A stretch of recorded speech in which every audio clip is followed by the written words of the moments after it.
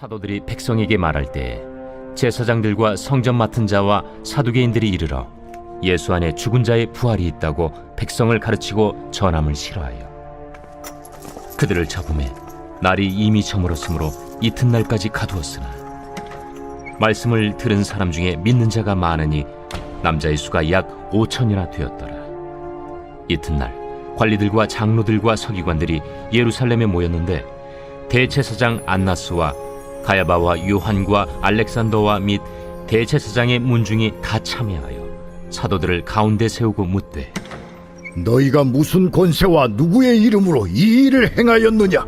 이에 베드로가 성령이 충만하여 이르되 백성의 관리들과 장로들아, 만일 병자에게 행한 착한 일에 대하여 이 사람이 어떻게 구원을 받았느냐고 오늘 우리에게 질문한다면 너희와 모든 이스라엘 백성들은 나알라. 너희가 십자가에 못 박고 하나님이 죽은 자 가운데서 살리신 나사렛 예수 그리스도의 이름으로 이 사람이 건강하게 되어 너희 앞에 섰느니라. 이 예수는 너희 건축자들이 버린 돌로서 집 모퉁이의 머릿돌이 되었느니라. 다른 이로서는 구원을 받을 수 없나니 천하 사람 중에 구원을 받을 만한 다른 이름을 우리에게 주신 일이 없음이라. 오늘은 세상에서 담대할 수 있는 이유라는 제목으로 함께 은혜 나누기 원합니다. 여러분, 전도를 해 보셨습니까? 길거리에 나가서 전도지를 나눠주는 노방 전도를 하든 혹은 주변의 가족이나 지인들에게 관계 전도를 하든 전도를 하면 나타나는 여러 가지 반응들이 있을 것입니다. 그런데 이 여러 가지 반응들을 좀 함축적으로 좁혀보면 딱 두 가지로 나눌 수 있습니다. 그 전도를 잘 받아들이는, 수용하는 사람인가, 혹은 밀어내고 거부하는, 거절하는 사람인가, 이 두 가지로 좁혀볼 수 있습니다.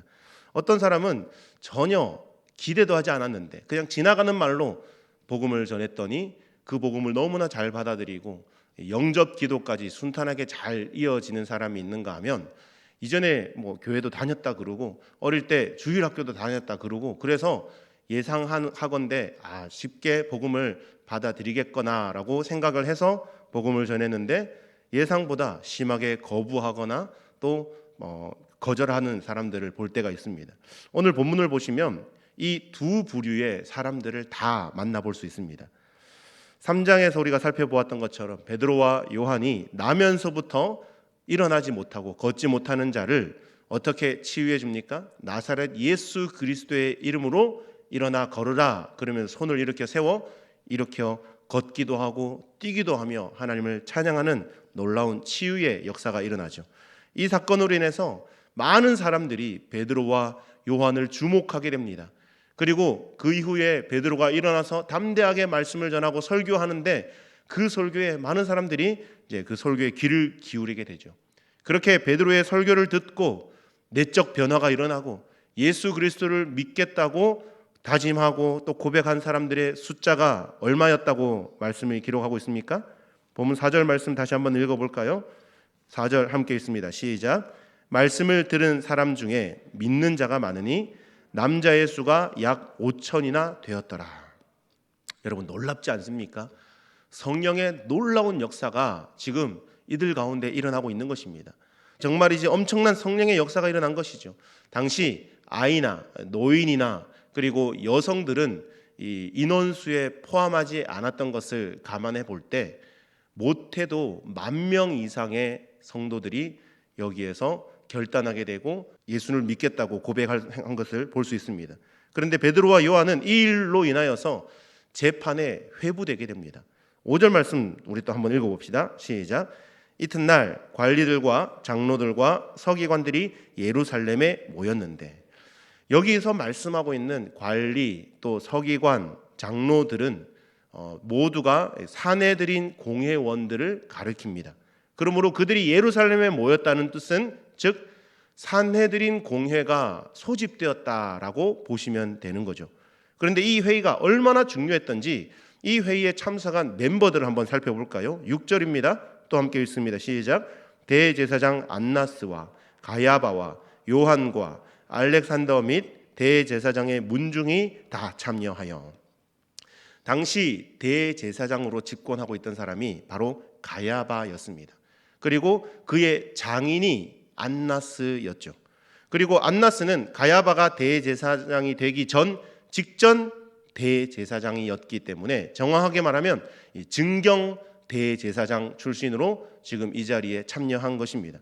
당시 대제사장은 산헤드린 공회의 의장이었기 때문에 모든 것을 결정하고 또 판결을 내릴 수 있는 권한이 있었습니다. 그렇기 때문에 유대 사회에서 실제 권력 서열 1위에 해당되는 사람이 대제사장이었죠. 이런 사람들이 지금 다 모였으니 이 회의가 얼마나 중요한 회의였는지 짐작해 볼 수 있습니다. 그런데 그 일이 무엇이었는지 대해서 우리 7절부터 소개되는데 7절 한번 읽어볼까요? 시작. 사도들을 가운데 세우고 묻되 너희가 무슨 권세와 누구의 이름으로 이 일을 행하였느냐. 여러분, 질문이 다소 좀 충격적이지 않습니까? 산헤드린 공회원들이 다 모여서 하는 질문이 고작 너희들이 누구 허락받고 이런 치유 사역을 했느냐라는 것입니다. 그들이 사도들에게 이런 비상식적이고 비정상적인 질문을 하는 이유가 무엇일까요? 그것은 그들이 얼마 전에 예수님에게 받았던 위기감을 지금 이 베드로와 요한 사도들로부터 동일한 압박감과 위협감을 느꼈기 때문입니다.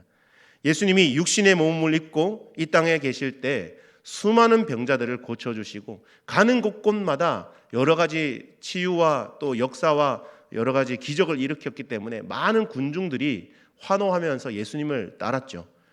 그래서 예수님이 오시기 전까지는 유다를 통치하고 백성들을 관리하고 또 이끄는 사람들이 바로 산헤드린 공회원들이었는데 어디선가 갑자기 나타난 나사렛 시골 청년이 말씀을 전하고 여러 가지 기적들을 일으키니까 산헤드린 공회원들 입장에서는 일종의 위기의식을 느꼈던 것입니다. 그래서 그들은 예수님을 자신들의 경쟁 상대 정도로 생각하여서 예수님에게 신성 모독죄를 뒤집어 씌워 십자가에 못 박아 죽여버린 것입니다.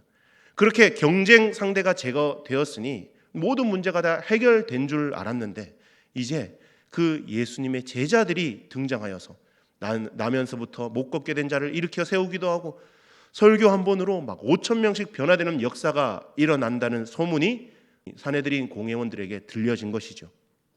그래서 산헤드린 공회원들은 예수님이 계실 때와 똑같은 일들이 일어날 것이 두려워서 이 제자들을 빨리 서둘러서 결박하여 지금 신문하고 있는 것입니다. 그 신문의 내용이 무엇이었습니까? 도대체 누구 허락받고 나면서부터 걷지 못하는 자를 일으켰느냐라는 거죠. 이에 이제 베드로가 입을 엽니다. 8절 말씀 한번 읽어볼까요? 시작. 이에 베드로가 성령이 충만하여 이르되 백성의 관리들과 장로들아. 산헤드린 공회에 붙잡혀 와서 지금 이 베드로와 요한 이 두 사람을 둘러선 71명의 산헤드린 공회원들 앞에서 신문을 받고 있던 베드로가 그 자리에 벌떡 일어나서 그 신문에 대한 답변을 하기 시작합니다. 근데 지금 베드로의 상태가 어떤 상태였다고 기록합니까? 이에 베드로가 성령이 충만하여 이르되. 지금 베드로와 요한은 당대 최고 권력을 가지고 있는 사람들 앞에 붙잡혀와 그들에게 둘러싸여 있습니다. 또한 이 사람들은 그들의 스승이셨던 예수님을 붙잡아 십자가에 못 박도록 넘겨준 장본인들이었습니다. 그래서 바로 얼마 전까지만 해도 베드로를 비롯한 예수님의 제자들은 그들도 붙잡혀 죽을지도 모른다는 생각에 사로잡혀 벌벌 떨면서 도망 다녔던 적이 있지 않습니까? 그런데 지금 베드로의 모습을 보십시오. 얼마 전까지 두려움에 사로잡혀서 목숨을 부지하기 위해 도망 다니던 모습은 온데간데 없고 지금 그들의 질문 앞에 담대한 모습으로 답변하고 있는 바뀌어진 달라진 베드로의 모습을 볼 수 있습니다. 오늘 본문은 그 이유를 이렇게 설명하고 있죠. 베드로가 성령이 충만하여 이르되. 주 안에 사랑하는 여러분, 그렇게 겁이 많던 베드로가 이렇게 완전히 바뀌어서 새로운 사람이 되어서 담대하게 답변을 하고 담대하게 선포할 수 있었던 것은 성령이 충만하였기 때문이다라고 분명히 말씀하고 있습니다. 간절히 바라기는 우리 또한 상황과 환경을 초월할 수 있는 담대한 믿음을 얻기 위해 성령 충만을 간구하며 기도와 말씀의 자리에 더욱 깊이 나아갈 수 있기를 간절히 소망합니다. 그런데 오늘 본문에서 이 베드로와 요한이 겪은 사건은 어쩌다가 그냥 일어난 사건이 아니라 이미 성경에 기록된 예언에 따라 철저하게 말씀대로 이루어진 사건이라는 사실을 우리가 기억하셔야 합니다. 이 아침에 우리가 말씀 한 군데 찾아보겠습니다. 마태복음 10장을 한번 찾아보겠습니다. 신약성경 제일 앞에 있는 마태복음 10장 17절부터 20절까지의 말씀을 우리가 한번 찾아서 한 목소리로 함께 읽어보면 좋겠습니다. 함께 읽습니다. 시작. 사람들을 삼가라. 그들이 너희를 공회에 넘겨주겠고 그들의 회당에서 채찍질하리라. 또 너희가 나로 말미암아 총독들과 임금들 앞에 끌려가리니 이는 그들과 이방인들에게 증거가 되게 하려 하심이라. 너희를 넘겨줄 때에 어떻게 또는 무엇을 말할까 염려하지 말라.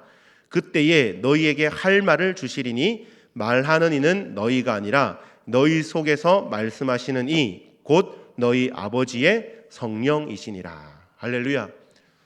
예수님께서는 제자들이 권세자들에게 끌려가서 신문을 받게 될 것인데 그때 무슨 말을 어떻게 할 것인지 고민할 필요가 없다라고 이미 예수님께서 이 땅에 육신으로 입고 계실 때에 말씀을 하셨습니다. 그때 당시에는 제자들이 이게 무슨 말인가 이해하지 못했을 수 있습니다. 그런데 지금 이 산헤드린 공회에 끌려와서 70만 명의 산헤드린 공회원들에게 둘러싸여 있을 때에 이 말씀이 생각나지 않았겠습니까? 그들에게 다 일러줄 것이다. 그렇기 때문에 담대하게 성령에 사로잡혀서 말씀을 선포하고 또 답변할 수 있었던 것이죠. 오늘 본문을 보면 그 말씀이 제자들에게 그대로 예언이 그대로 성취되는 것을 봅니다.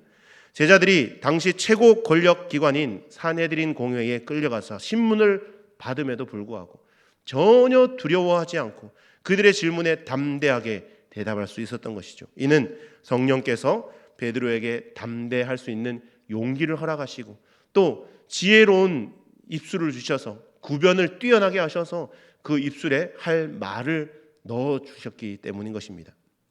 주 안에 사랑하는 여러분, 세상을 살아가다 보면 여러 가지 상황과 환경으로 인하여서 누구나 두려워할 수밖에 없는 상황을 만날 수밖에 없습니다. 그러나 우리는 어떤 상황을 만나든지 어떤 환경에 처하든지 두려워하거나 떨거나 염려할 필요가 없는 자들입니다. 오늘 말씀 제목처럼 우리가 세상에서 당당할 수 있는 담대할 수 있는 이유가 무엇입니까? 바로 베드로에게 임하셨던 성령의 충만이 지금 이 시간 말씀을 듣는 저와 여러분에게도 동일하게 임재하고 계시기 때문인 줄 믿습니다. 간절히 바라기는 날마다 성령을 기대하며 성령 충만을 사모하는 저와 여러분 되기를 바랍니다. 오늘은 성령께서 나에게 어떤 말씀을 또 하실까? 이 시간 기도할 때에 성령께서 나에게 어떤 음성을 들려주실까? 주신 말씀을 더 깊이 묵상하고 또 하나님이 나를 향한 그 계획이 무엇일까? 나를 이 땅 가운데 어떻게 사용하실까를 기대하면서 기도의 깊은 곳으로 나아갈 때에 주의 성령이 우리에게 하나님의 음성으로 혹은 주변 여러 가지 상황과 환경을 통하여서도 우리에게 말씀해 주시며 주님의 뜻을 알아가게 해 주실 줄 믿습니다. 그럴 때에 주의 성령이 우리의 삶을 지배하게 될 것이고 우리의 걸음을 인도하게 될 것이고 우리의 모든 생애를 통치하게 되는 역사가 일어나게 되는 줄 믿습니다. 우리 시간 함께 말씀을 기억하며 성령을 사모하며 함께 기도하기 원합니다. 예수님의 제자들은 인간적으로는 나약하고 연약한 자들이었습니다. 그러나 그들이 기도하며 성령을 사모했을 때에 그들의 내면에 성령으로 충만해졌고 성령이 말하게 하심에 따라 담대하게 복음을 전할 수 있었습니다. 두렵고 떨리는 상황에서도 지혜롭고 담대하게 대응할 수 있었습니다. 주여, 우리에게도 오순절 마가의 다락방에 임하셨던 성령이 충만하게 임하게 하여 주시옵소서.